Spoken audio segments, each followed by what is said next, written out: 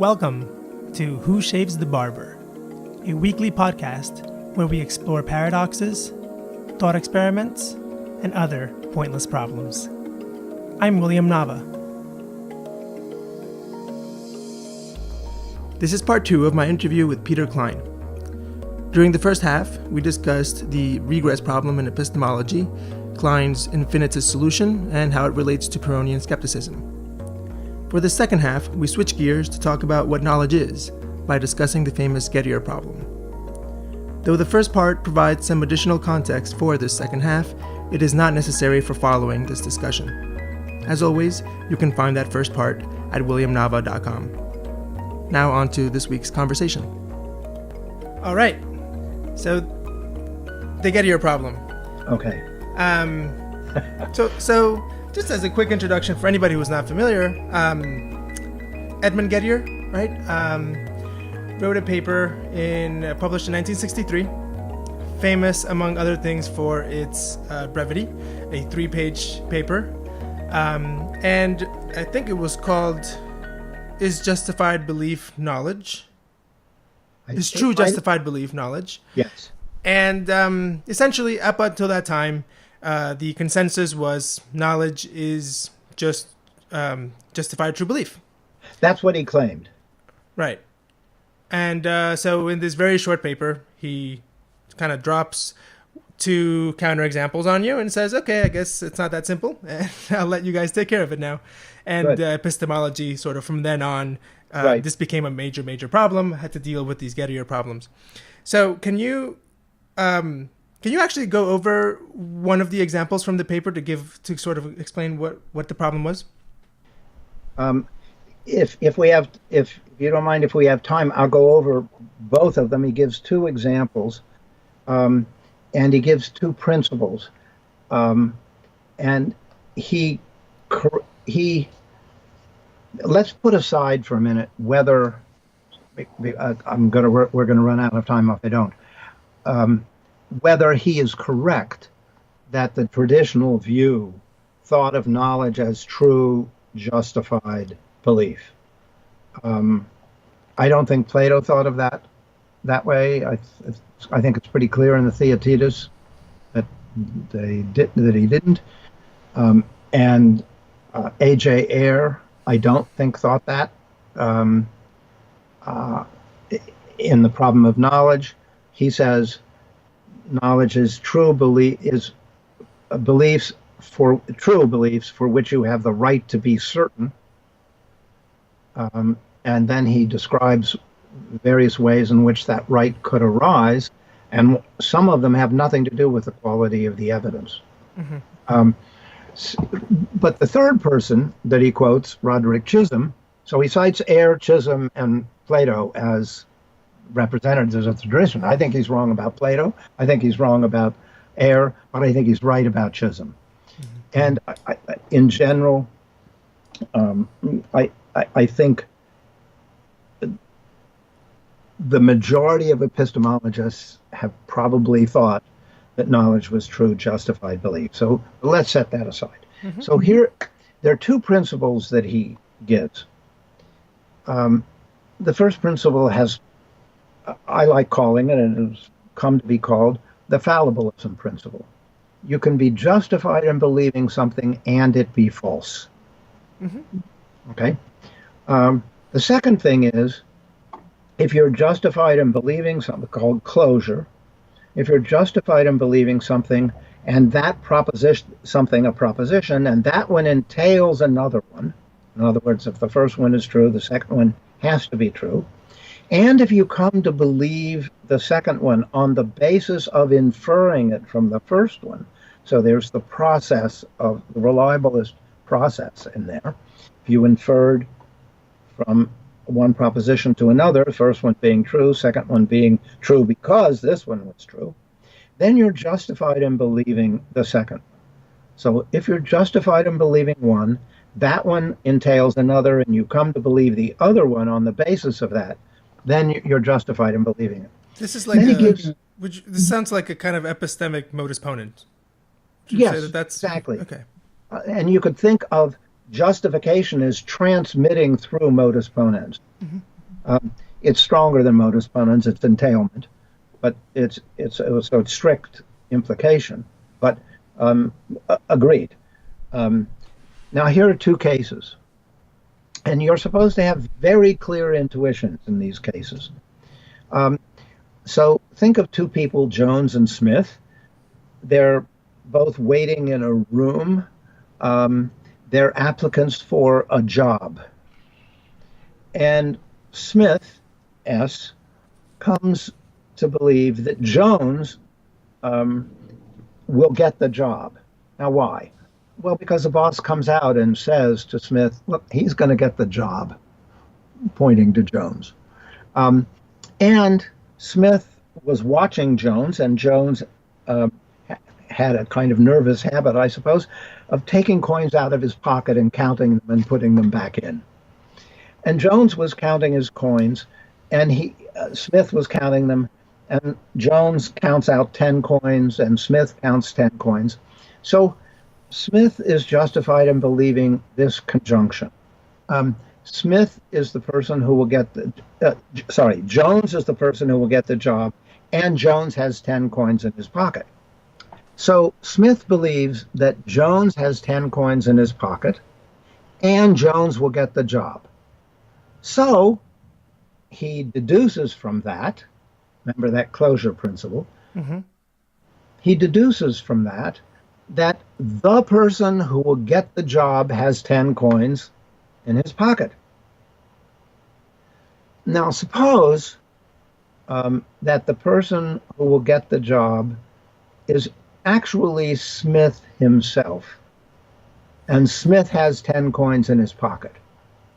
Well, then it's true that the person who will get the job has 10 coins in his pocket because it's Smith, and Smith is going to get the job, and Smith has, all right? But he's justified in believing that the person who will get the job has 10 coins in his pocket because he was justified in believing Jones would get the job, and Jones has 10 coins. But it turns out that it's not the case that Jones is going to get the job. Jones does have 10 coins, but he's not going to get the job. But that can be justified even though it's false. So there are those two principles. You start with Jones will get the job, and Jones has 10 coins in his pocket. You're justified in believing that. It happens to be false. But from that false one, you infer a true one.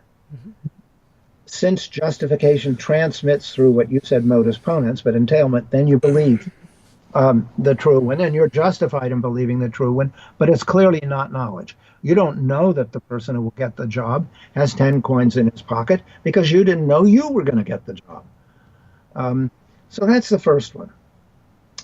And what we say about it is, when you think of what happened, you think, okay, he moved from this particular person, Jones, has some property, namely getting the job and having 10 coins, a conjunctive property, and therefore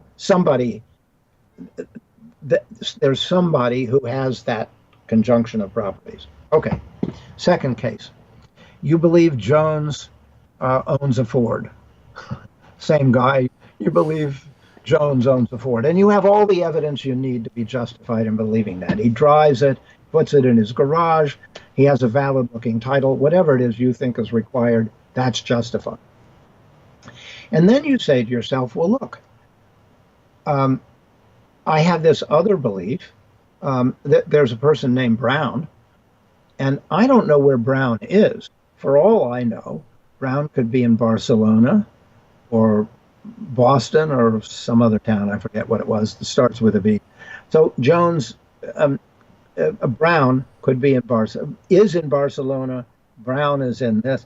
I don't know which one of those are true, but I do recognize this fact, that if Jones owns a Ford, then the claim that Jones owns a Ford or Brown is in Barcelona has got to be true. If Jones owns a Ford is true, then Jones owns a Ford or Brown is in Barcelona has got to be true. In fact, if the one of them is true, the other one is more likely to be true, because it could be the case that Jones doesn't own a Ford, but Brown is in Barcelona. So the problem with this is that in this case, again, you have a true belief because luck would have it, Brown is in Barcelona. So you have a true belief. It's justified because you deduced it from something you were justified, and you do believe it. You don't believe Brown is in Barcelona, but you believe the disjunction. Jones owns a Ford, or Brown is in Barcelona. And the thing is, of course, that he doesn't actually own the Ford, right? Exactly. Same kind of thing. Start with something false, and then infer something true from it. That you're justified. Start with something that's justified and false. Infer something that's true, and you're justified in believing. That thing isn't knowledge. That's what Gettier argued. And I think David Lewis wrote, this is the closest thing to an airtight proof that you're ever going to find in philosophy. Now, some people think it doesn't work. One or two people. Irving Thalberg is one has argued most. I think it's the best objection to the Gettier problem really being a real problem. But the contemporary epistemology from about 1965 on thought, yeah, that's a problem. And there were some easy solutions put forward. Michael Clark's first one, etc. So let me just jump ahead. Well, let me kind of summarize what I, in very intuitive terms, what seems to be going on, right? So in both of these cases, we have somebody with a true belief and has some justification for that belief, and that justification seems perfectly reasonable. Seems like the kind of justification that should work in this kind of scenario. And it turns out that the justification is based on false premises. Yes. And however, accidentally, the thing that is the object of the belief is actually true, but what the correct justification would be is actually different from what the person has as the actual justification. So this person has true belief and genuine justification. It's just not actually the right justification as it in this actual case. Exactly right. And once you see that recipe, start with something false but justified, infer something true from it that is justified because you inferred it from something that was justified. You can see how it's a foundationalist picture here being employed. Justification transmits through entailment. You see the recipe for these, for the Gettier problem, the problematic cases. There are a lot of things I have written about, and a lot of people have written about the case. And the question is, how do you solve it? That's the question. Right. And it seems that you, as I understand it, the way people react to it usually is to think that we need something extra now, right? Yes, we still do need true justified belief, but now you're going to need some extra thing, right? And then the question is, what is that? And you could do one of two things. You could pack that extra thing into justification. So you could say, okay, we were wrong in thinking that justification is fallible. Okay. We're wrong about that. Sounds like it's fallible, but it isn't fallible. So you could have a situation where somebody will say, if you're justified in believing something to the degree required for knowledge, you can't be wrong. Mm-hmm. So they could pack it into the justification condition. In a way, I think it's misleading to do that, because what you're really doing is adding something to what we used to call justification. And you're saying, let's make that hyper justification. And in a way, that's what Plantinga suggested we do. Alvin Plantinga suggested, look, let's not use the word justification here. Let's use the word warrant. And so you think of true belief, and the real question is, what do you have to add to true belief in order to convert it into knowledge? Let's call that thing warrant. Mm-hmm. And that strikes me as a really good way to approach this thing. Um, Truth, that's one issue. What makes a thing true? Believing, what do you have? What's that kind of thing? Then the other one is the epistemic condition. Let's call it warrant. Unfortunately, people did not accept that suggestion. And it didn't turn out that we'd all start using the word warrant for whatever you have to add to true belief to turn it into knowledge. Mm-hmm. But let me say that there are two ways of approaching that question, two basic ways. One is what I call the etiology of belief approach. They think, and I include in those people the tracking theories like Nozick. I include in those people the virtue epistemologists who think, Nozick thought roughly, that your belief had to be like your epistemic equipment had to be functioning like a guided missile. If the missile were to turn to the right, your beliefs if the target, were to turn to the right, the missile would turn to the right to get it. If the target turned to the left, the missile would turn to the left. And if our epistemic mechanisms are working like that, if it's true, we would believe it. If it's not true, we wouldn't believe it, because we would track the truth. And if our belief arose out of that kind of mechanism, then we know it. So something like the whatever method we're using to conjure these justifications, it's got to be essentially sensitive to the truth. Exactly. Mm-hmm. Right. If it's true, you believe it. If it's not true, you don't believe it. Right. Then they're the virtue epistemologists. So it's the method that has to be the way in which you come to the belief. So the history of the belief, the etiology of the belief, has to be such that it's sensitive. Another way of looking at this thing is the virtue people, the virtue epistemologists, Ernie Sosa, Linda Zagzebski, others.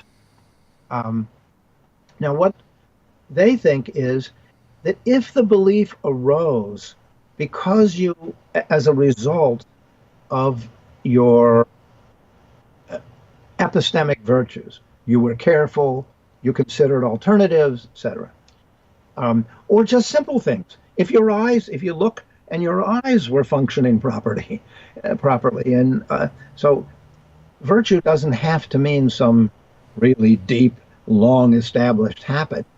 It could be something as simple as, yeah, my eyes are working well. So if the belief is true, the way Sosa would put it, if the belief is true because you exercise, if your believing has as its content a true belief, and the reason it does is not luck.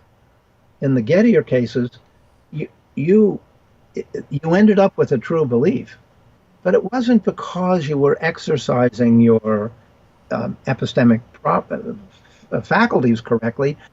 It was because it happened that you had 10 coins in your pocket and you got the job. You didn't think you were going to get the job.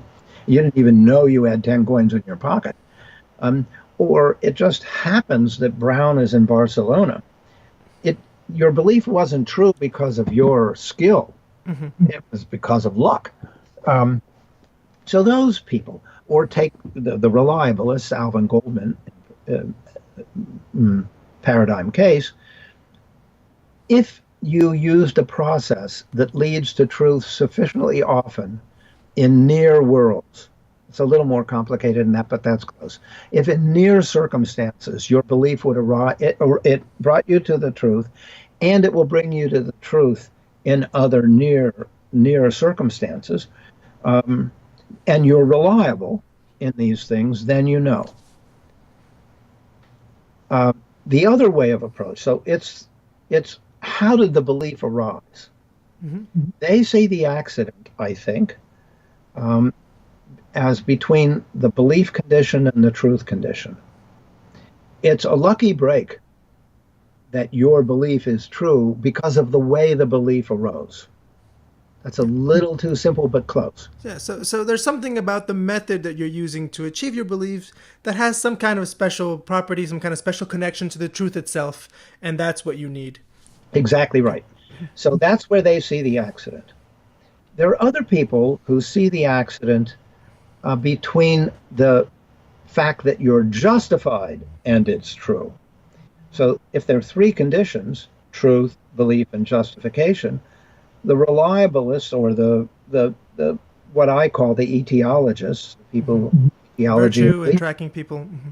right, all those people, they see the accidental connection between the belief and the truth. The quality of evidence people, like the defeasibility theorists, think of the accident between the evidence that you have and the truth. What we think. Before going to the quality of evidence people, could you very quickly give your account, or like just a quick version of your account of what's wrong with the ideology approach? Yeah. Basic reason, there's several, but this is the basic one, the most important one.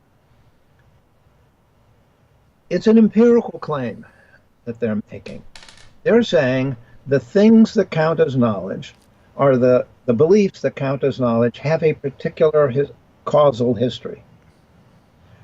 Let me give you a little case. I see we're going to go past 6:30, and that's okay with me if it's okay with you. It's fine with me. Okay. It's just getting to the juicy parts. So let me give you a case because it'll help. And let me think of an easy, clear one. Okay. So, yeah.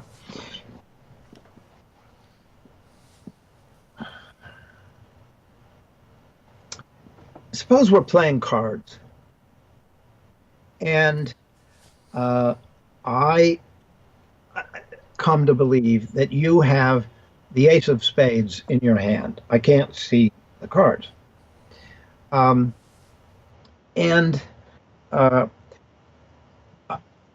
why do I come to believe that? Well, I come to believe that because you're playing in a certain way that would make sense if you had the ace of spades. I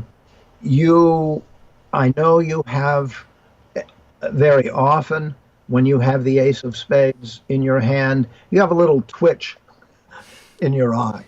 And so I come to believe, you have the ace of spades in your hand. Now, suppose in this particular case, you do have the ace of spades in your hand. However, you hadn't realized it. That card was hiding behind another one. And then you come to realize, then you look, and you come to believe you have the ace of spades, and you tell me, I really have the ace of spades. Now, consider my situation. I believed you had the ace of spades, but I believed it on bad evidence the first time. I believed it because you had that little twitch, but it wasn't caused by your seeing the ace of spades, because you didn't see the ace of spades. And you were playing as though, it is true, you were playing as though you did have the ace of spades. It's a Gettier case. You have a true justified belief that you have the ace of spades, but it's not knowledge. Now I come, or maybe even you show me your hand. There. You say, okay, I'm going to show you, and I'm going to beat you anyway. And you show me that you have the ace of spades. All right. The etiology of belief people have to think that the belief that William has the ace of spades has a different sustaining cause at that point than what it had when it first arose. Because it changed from ignorance to knowledge. When you show me your hand, it changed. Then the causal history of the belief that I have right then has to have changed.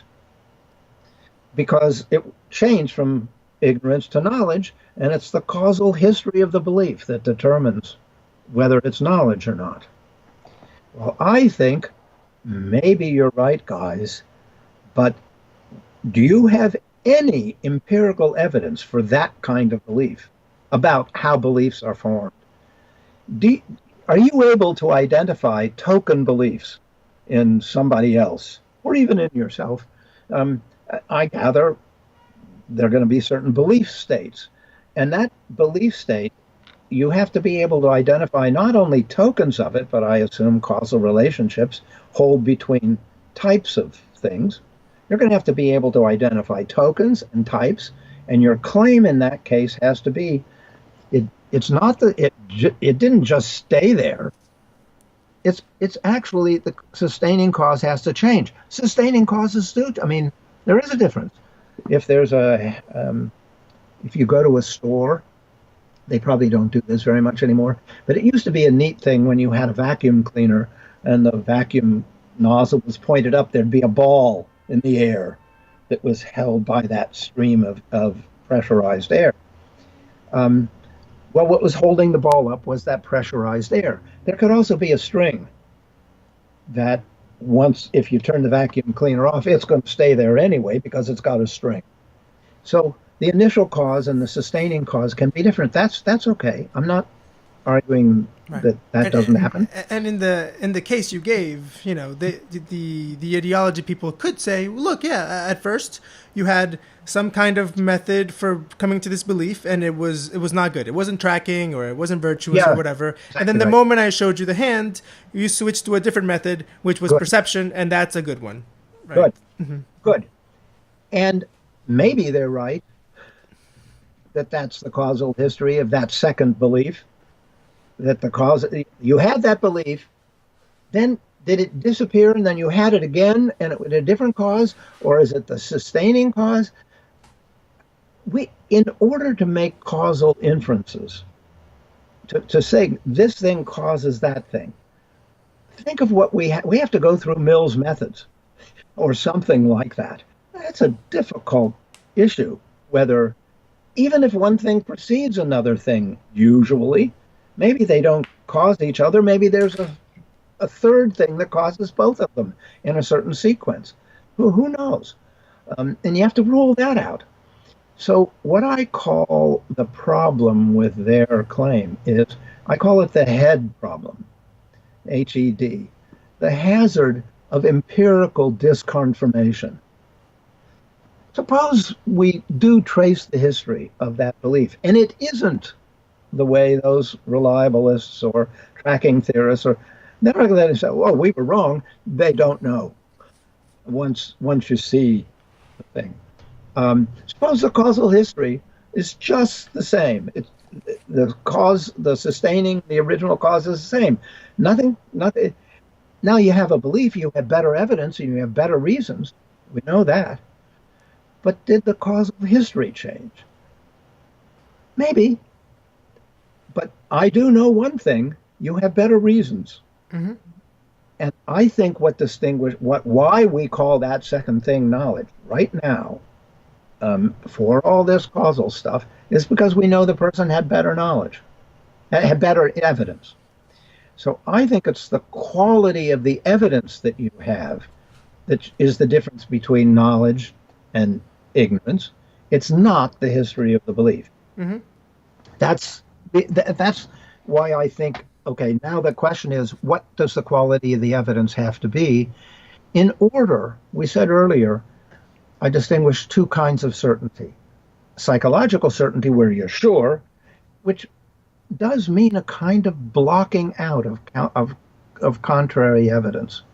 Once you're sure of something, as long as you are, put it this way, as long as you are sure of something, you will block out contrary evidence. That's what a dogmatist does. And this is what you're calling psychological certainty? Yes. Yeah. As an aside, one thing that I haven't encountered much, but something that has always struck me as a real problem for anybody who claims psychological certainty is a kind of normative problem, right? Like the normative problem of, you kind of have to say, if you claim psychological certainty over something, you kind of have to be willing, you kind of have to say something like, you can try giving me your reasons if you want, but you have to say in a way, I'm not really considering them because I have so much certainty that there's no reason for me to consider them. Correct. And Unger, Peter Unger, argued exactly that way. He said, in order to know something, you have to be psychologically certain of it. That's what he claimed.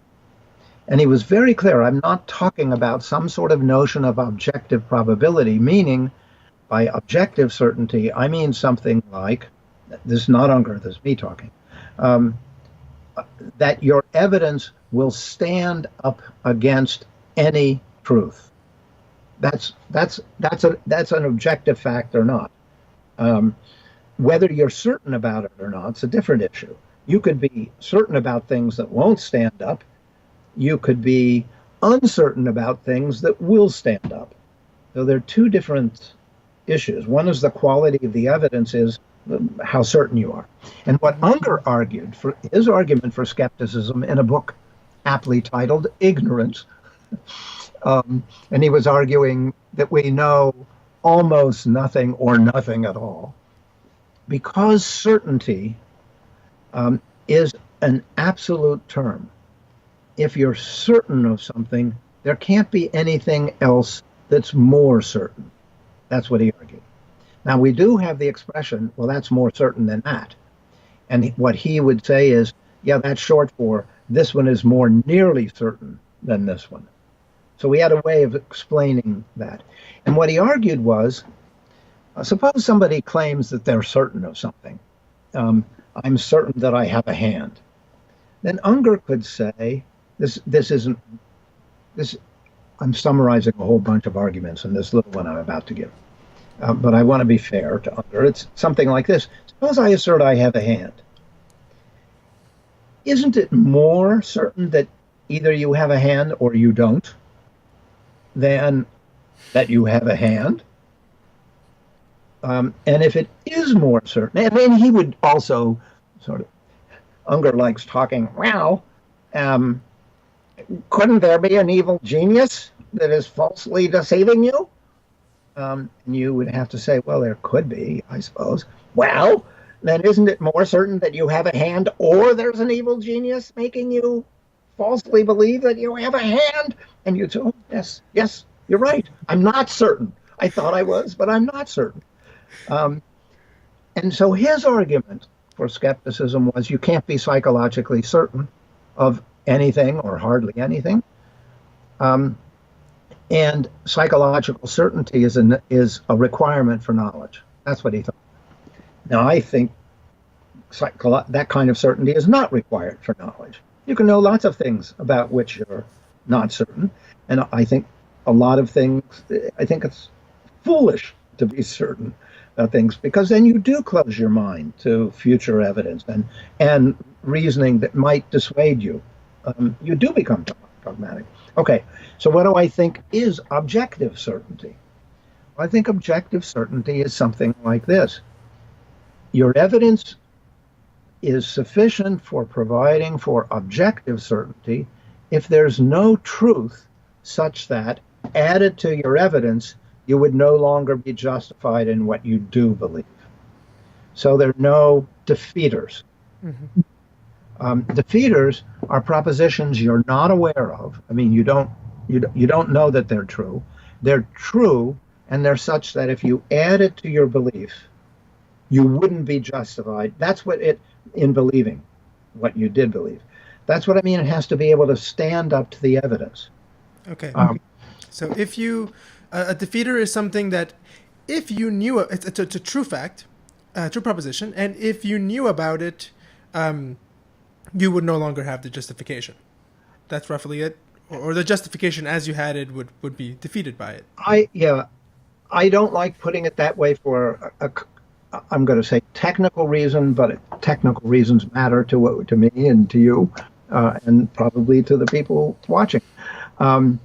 Because I don't want to get into what Robert Shope calls the conditional fallacy. I don't mean by adding it to your belief, what would you then do? Because it may be if you add something to your belief, you have a heart attack and die. I don't know. Maybe if you add something to your belief, you'll think it's really funny. I don't know what you would do. So I don't know if you would, whether you would cease to believe it if you added it, or whether it would affect the belief condition. I'm just talking about, here's some evidence. Let's say, here it is. I see Anne walking into a room, or I see what I take to be Anne walking into a room, looks like Anne, walks like Anne, talks like Anne. Am I justified in believing that it's Anne? Yeah, I think so. Now, if Anne has a twin in some other near possible world, suppose she almost was a twin. I don't know quite how to suppose that, but imagine that. That she was almost a twin, and in a lot of near possible worlds, she has a twin. Well, would your method of belief come to the truth in that possible world? No, because sometimes you might see your twin and think it's Anne. So I don't think your beliefs have to hold up in near possible situations. I don't think they have to be reliable in that sense. I don't think they have to be the result of some sort of epistemic virtue. I think they have to hold up in this world, the way this world is. So if Anne had a twin in this world, it'd have to hold up. If Anne had a twin, then whenever I see somebody who looks like Anne and talks like Anne, it might not be Anne. But in some other world, where in this world, since she doesn't have a twin, in this world where she doesn't have a twin, it will hold up. In a world in which she does have a twin, which could be a very near world, it won't hold up. So I think something is objectively certain if it holds up to the truth. There's no truth such if you added it to those beliefs that you would still be epistemically justified in believing the proposition. There are two kind of well-known objections to this, and I could go into those if you want, or should we clarify it a little bit more? You tell me. I think that makes sense, right? The idea of the defeater is this essentially a fact that you're not aware of, and if, let's say, if you were aware of it, or if it was added to your collection of things that you know, it's not necessarily that you would now change your belief, but the justification itself, right? The quality of the evidence itself would drop. So the first set of beliefs would justify you in believing it. The augmented set with that new truth wouldn't justify you in believing it. It's an evidential relationship between that set and the thing it's evidence for. There are three things the defeater can do. John Pollock talks about two of them. One of them is it could be contrary evidence to the target belief, the belief you had. That's pretty clear. Where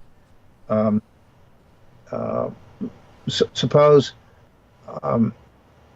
that go back to the case of identifying the person as Anne.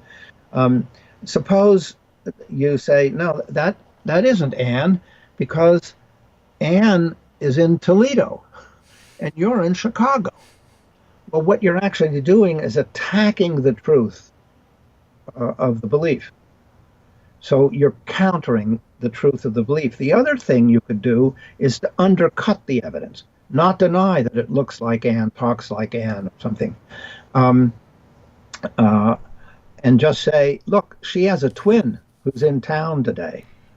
So it might not be. So you can undercut the quality of the evidence. Third thing you can do, that I think it was Pryor who taught me this, or I read an article by him at one time, who said it can attack the evidential relationship.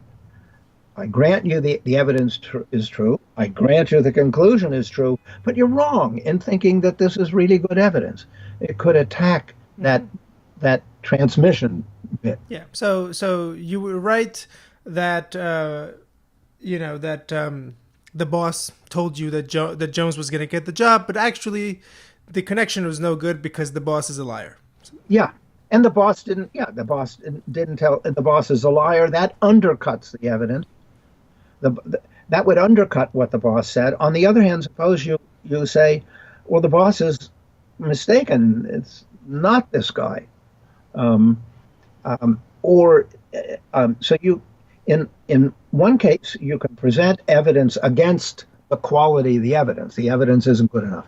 On the other hand, you could say, yeah, I grant you all that, but it's just not true that Jones is going to get the job. So you could attack the truth of the conclusion.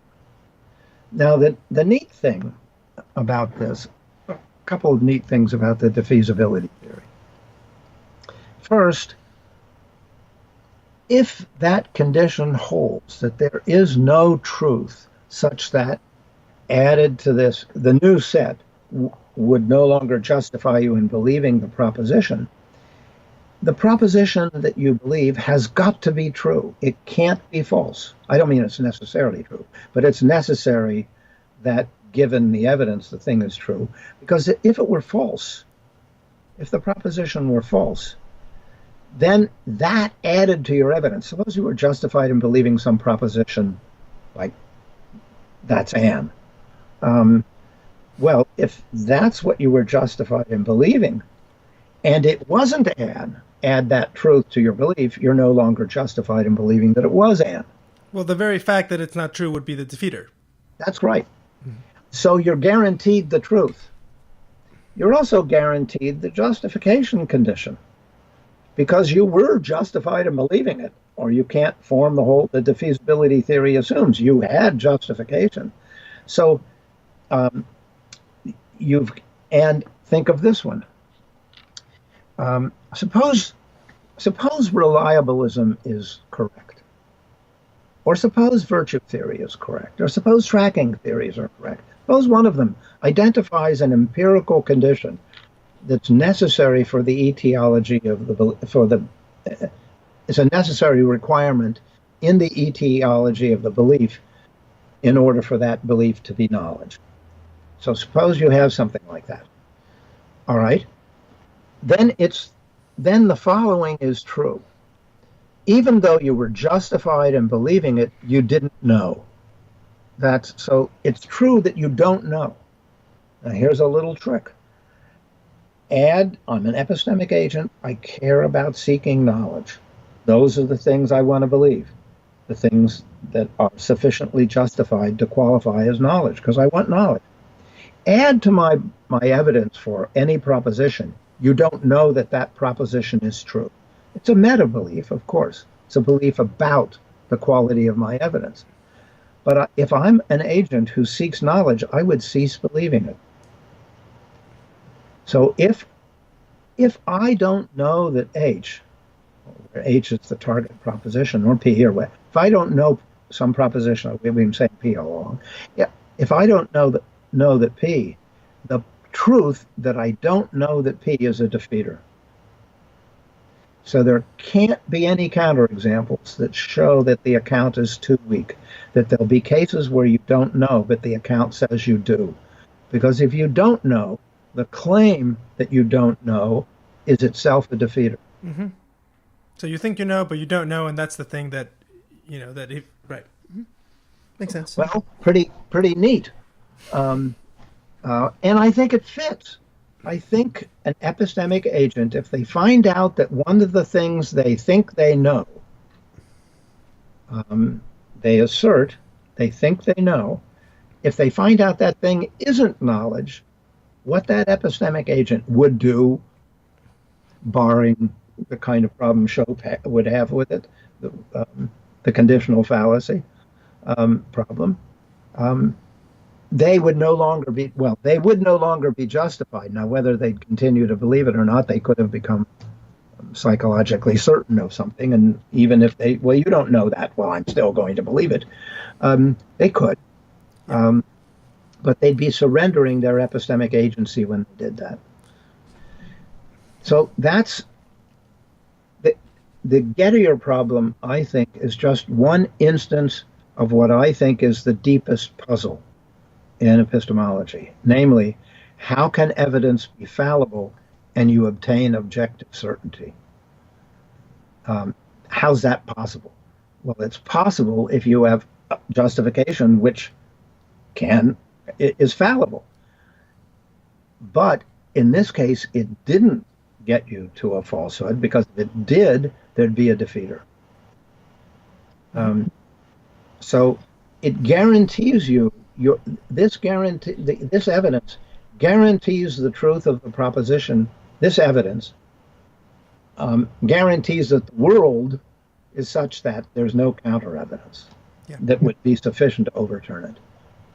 And this makes sense why you are saying that you can have objective certainty but not psychological certainty, because you can never, it seems to me, you can never be really fully justified in knowing that there isn't some defeater out there that you're not aware of, right? If that's the case, it's to some extent, I mean, it may be something that you suspect if you have a lot of very good evidence, but you can never sort of survey all of the possible facts and see if there's a defeater out there. Right.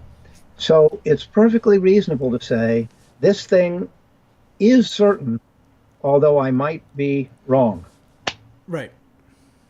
I don't mean psychologically certain, because I'm expressing the lack of psychological certainty by saying there may be evidence out there that I'm unaware of, that were it added to my evidence, I would no longer be justified in believing it.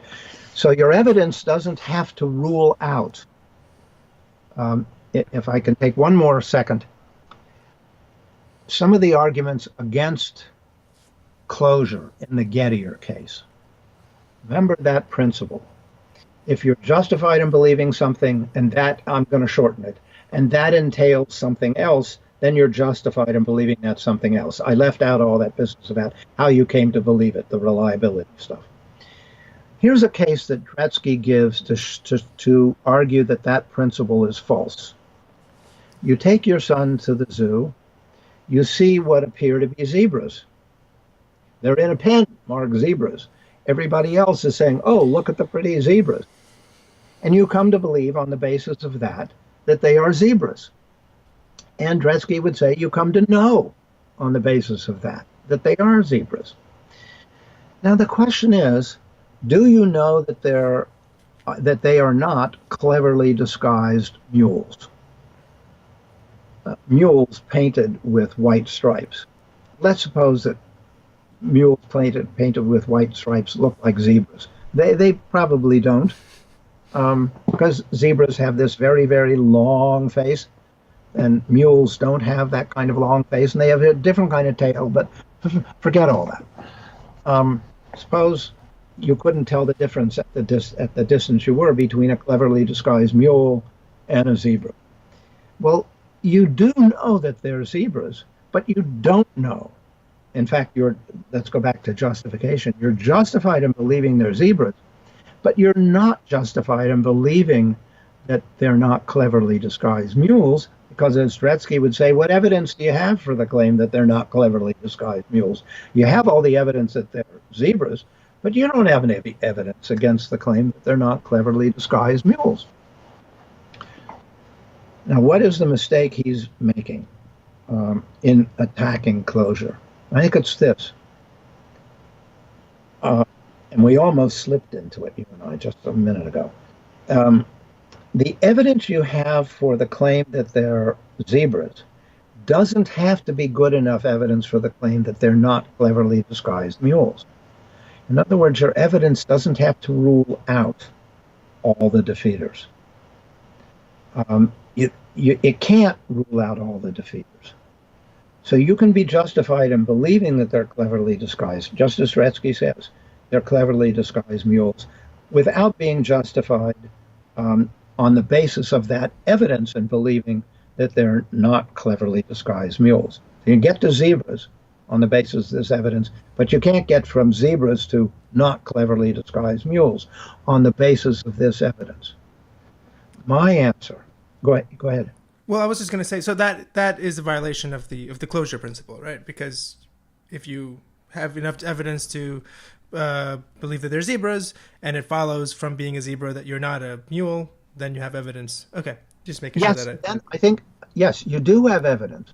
But what Dretske insists is that evidence is the same evidence, the evidence that got you to the claim they were zebras. So what he thinks is he's confusing closure with a much stronger principle. Closure is the principle that if you're justified, forget the nuances about how you come to get the belief. If you're justified in believing that they're zebras, and they're being zebras entails they're not cleverly disguised mules, which let's grant, then you're justified in believing they're not cleverly disguised mules. What he showed was, you're not justified in believing that on the basis of the evidence you have for the claim that they're zebras. That's what he showed. That's not what closure says. What closure says is, if you're justified in believing this one, and this one entails this one, you're justified in believing that one. What's your justification for believing you're not cleverly disguised mules? I say your justification is they're zebras. So you didn't go from the evidence, if you think of a picture here, here's the evidence. He thinks if that evidence gets you to the claim that they're zebras, that same evidence has to get you to the claim they're not cleverly disguised mules. I think you can go like this. I think you can go from the evidence to their zebras to they're not cleverly disguised mules. So if you're justified in believing that they're zebras, you are justified in believing they're not cleverly disguised mules, because you can see that if they're zebras, you can see if they're zebras, they're not mules. And if they're not mules, they're not cleverly disguised mules. So if they're zebras, they're not cleverly disguised mules. So closure can hold without the same content of the justification traveling along, right? That's exactly right. Mm-hmm. And what he did was give a counterexample to the content here has to be good enough to get rid of the defeater, rather than show that you weren't justified in believing that they were not cleverly disguised mules. All right, fantastic. Thank you. Peter, thank you so much. This has been a great discussion. Thank you. And that concludes today's episode of Who Shapes the Barber? Again, I'm William Nava. You can check out other episodes, as well as my other philosophical and artistic work at williamnava.com. And if you'd like to subscribe to this podcast, go to williamnava.podbean.com. Thank you so much for listening.